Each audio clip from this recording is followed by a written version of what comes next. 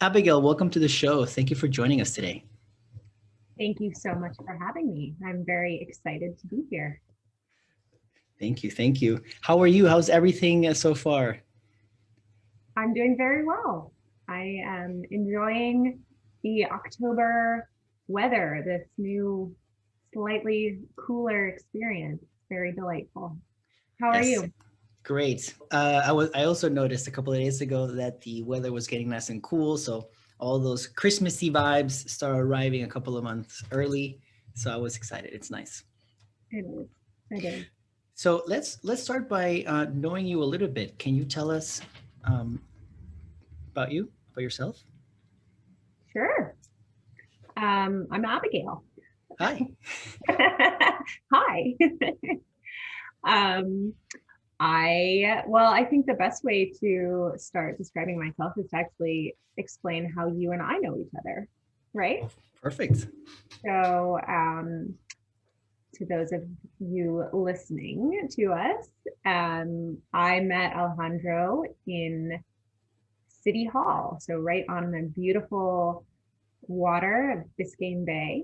And I was working for Commissioner Russell, District 2, City of Miami Commission Office.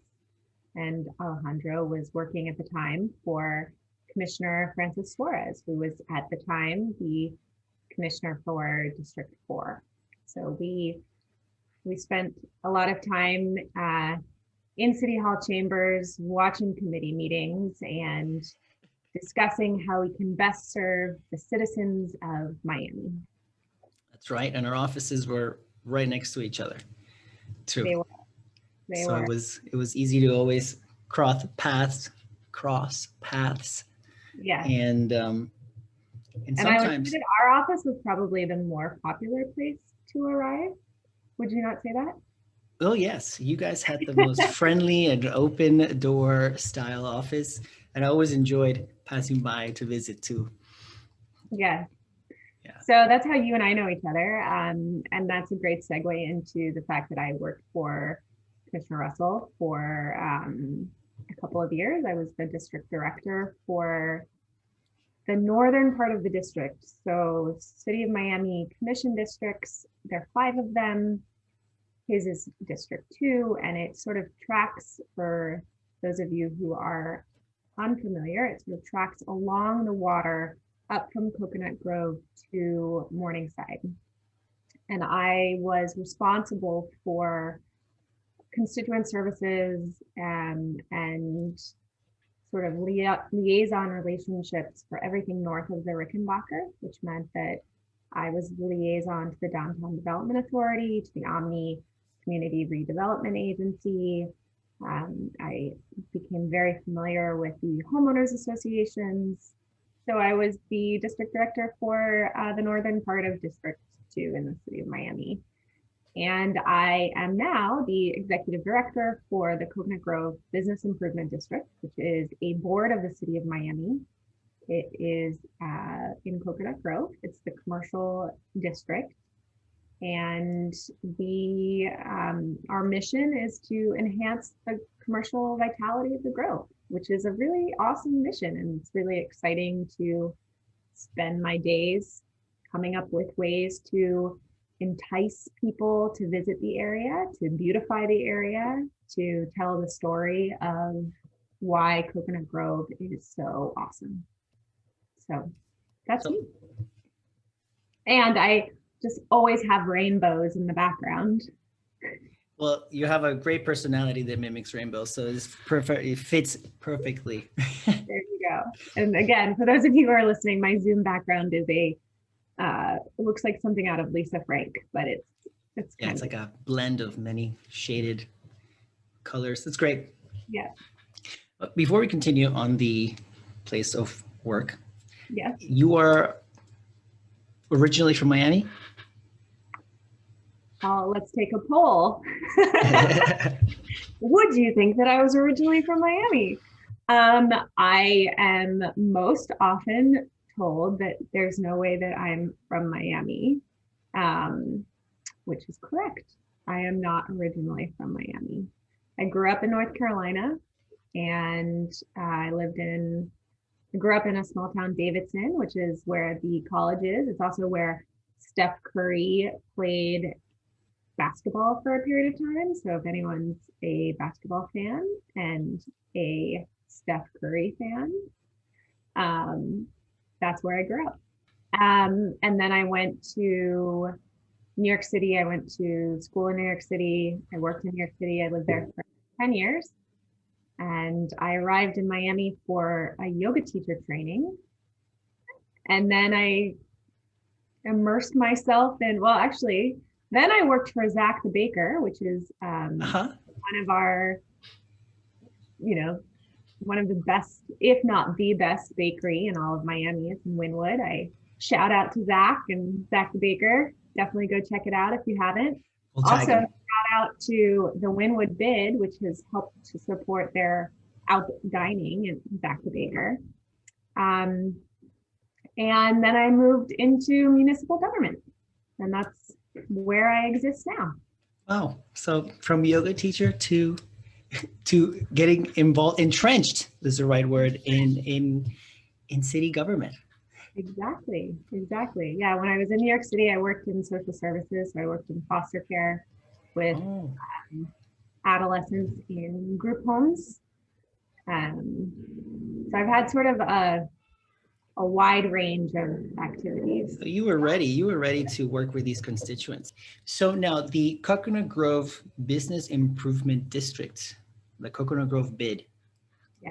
All right. You are the executive director there. And as you mentioned, that you're focusing on enticing people to visit and to beautify the area. So can we talk a little bit about how you do those functions? How do you beautify the BID? Yeah. So as I mentioned, the Coconut Grove Business Improvement District, it's a board of the city of Miami, and our board members represent stakeholders in the district. Our chairman is Commissioner Ken Russell. And we have so as I mentioned, our mandate is to enhance the commercial vitality of the Grove, so that we do that through enhanced marketing. We do that through capital improvement projects to enhance the infrastructure.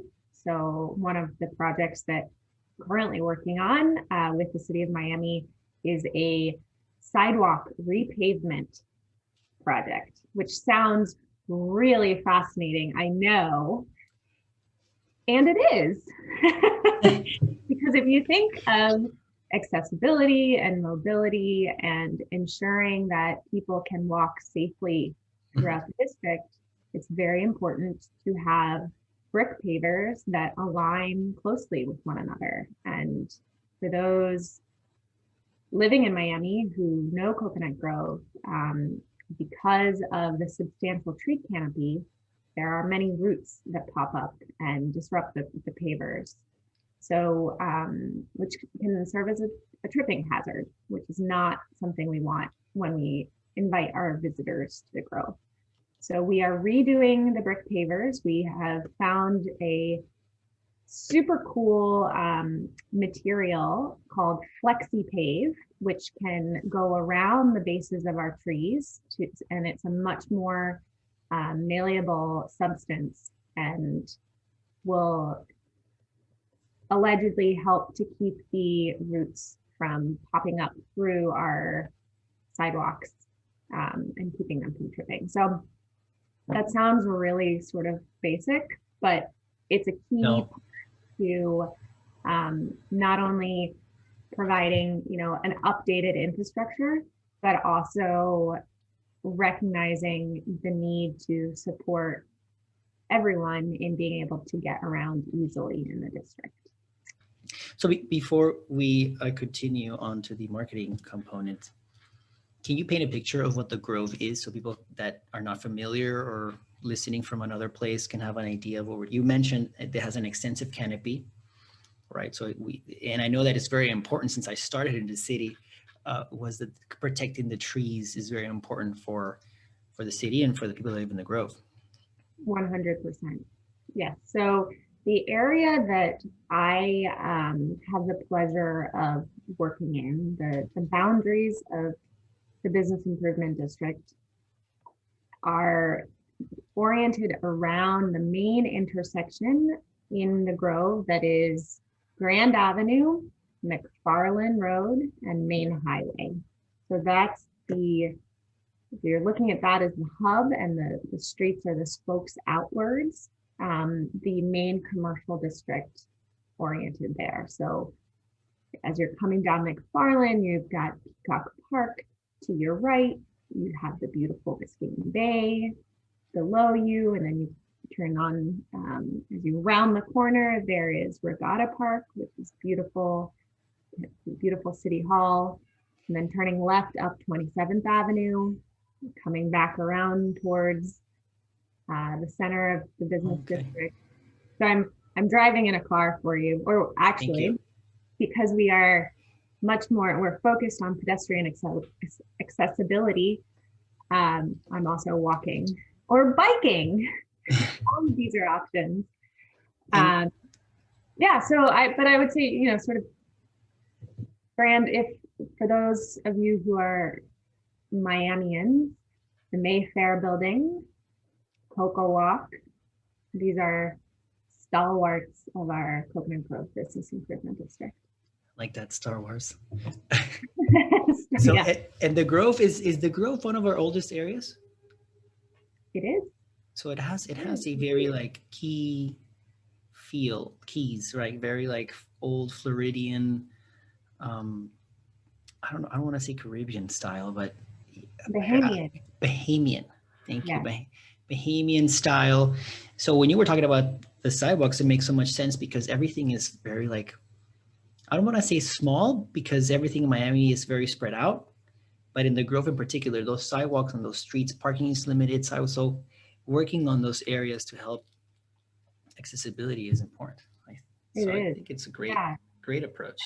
And another thing that we're doing in terms of accessibility that ties into, and I'm sure we'll get to this later, sort of a COVID response, but we did receive permission from Miami-Dade County and the city of Miami to close one of our streets. And this is Fuller Street. Fuller Street is in between Main Highway and Grand Avenue. It's a small street with narrow sidewalks.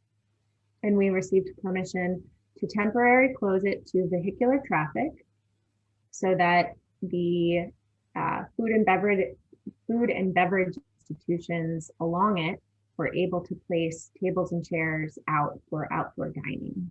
And so we took a street that previously had a bunch of cars parked on it, and now it is empty of cars and filled with hot pink picnic tables, tiki umbrellas, and lots of people safely distancing and enjoying themselves in the Grove. So that's another opportunity to provide accessibility while also supporting our business community, which has been impacted by COVID. By any chance, did you paint those picnic tables? I did not. I should have. I was too busy making sure that we could place them there. Fair enough. So we touched on marketing. So what kind of marketing tools do you use?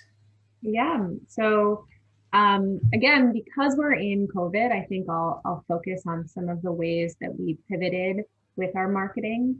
We have a pretty robust social media presence. So we have over 65,000 Instagram followers, over 22,000 Facebook followers.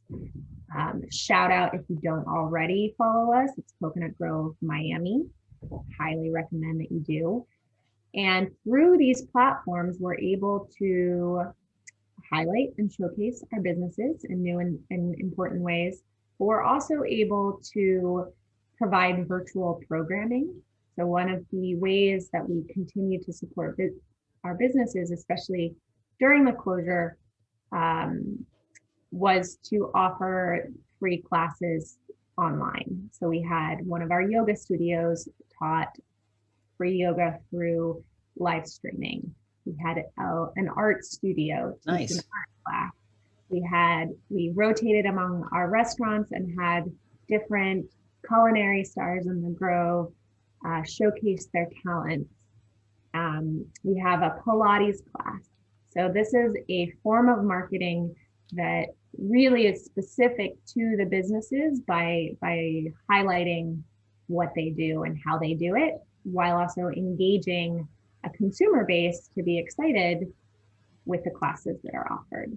So that was one of the ways that we engaged in virtual marketing for our businesses.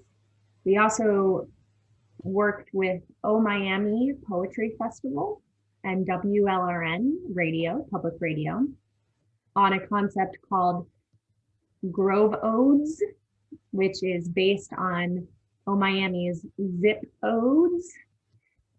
And this is it's a project whereby listeners of WLRN can submit a poem based on their zip code. So for example, in Coconut Grove, the zip code is 33133. And a poem written according to that line would be 3 words, 3 words, 1 word, 3 words, 3 words. So it's almost as if it's a mirroring a haiku. It's a very fascinating and unique form of expression for individuals to discuss their love, appreciation. And all this was done in an attempt to help continue to market the Grove? Yes. So anyway, yes. So let me get there. So okay. We gathered Grove, working with O Miami and WLRN, we gathered Grove specific poems, Grove Odes, and we placed them on banners throughout the district. So throughout the district currently, there are over 100 different poems, all written by local residents, all featuring the love of Coconut Grove. So this is a very interesting marketing tool. Number one, it's safe during COVID. It's outside. It's asking people to walk throughout the district to read the poems, to find their poem if they've written a poem. And it's community oriented. So it's engaging people who live and work and enjoy the Grove by asking them to write about it and then read about it. Awesome. It's like it fits perfectly with the personality of the Grove, I think. Yes, exactly. It's a very unique expression. And then finally, one of our marketing tools, which is also an economic development driver, we have a program called Grove Stove.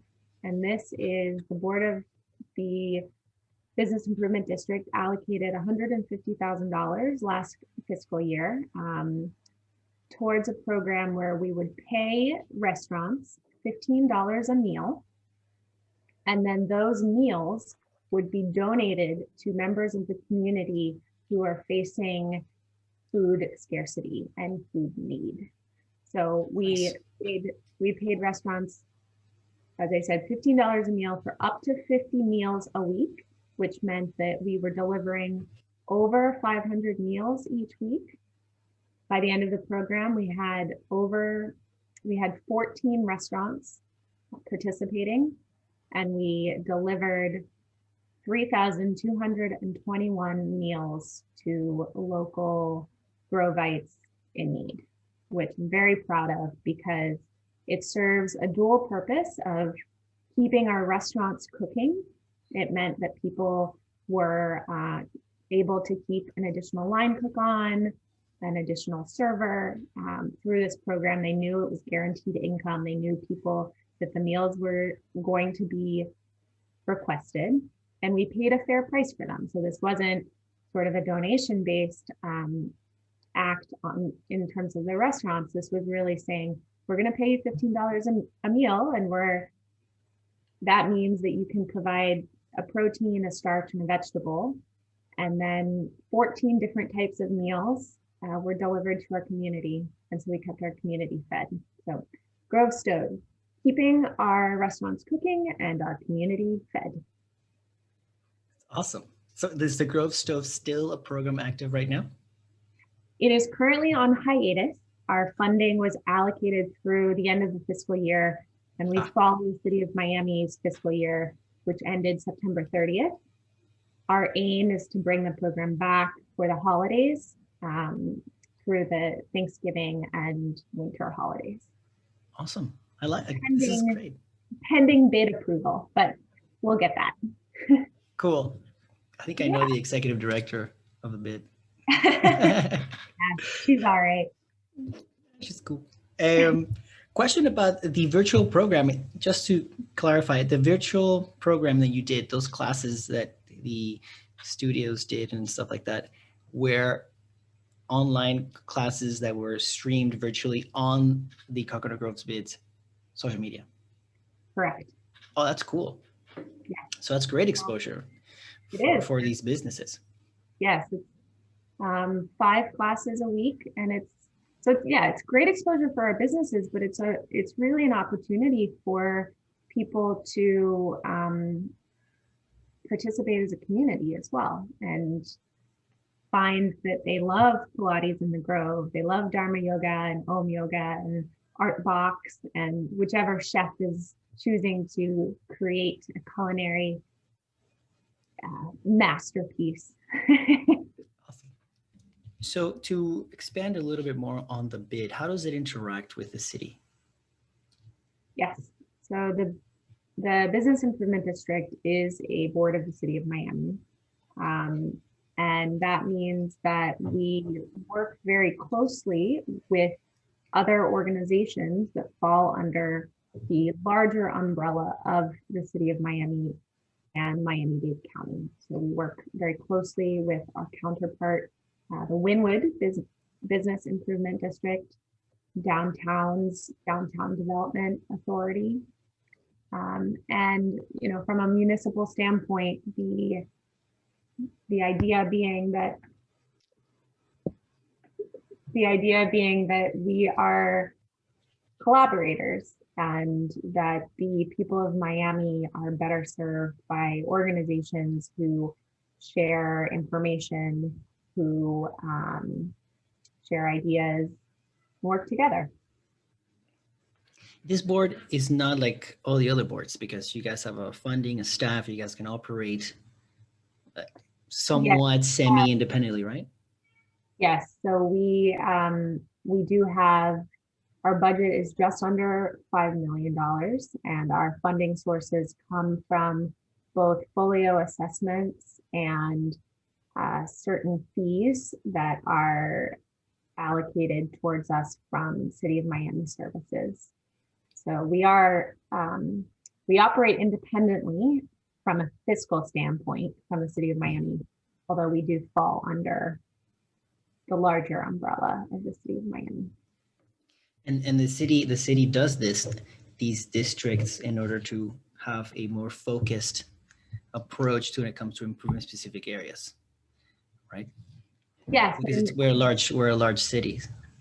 Exactly, and the bid is formed was formed and is continued to be supported by the property owners. So it's the commercial entities. I want it. Yeah. The commercial entities that fall within our geographic footprint. Cool.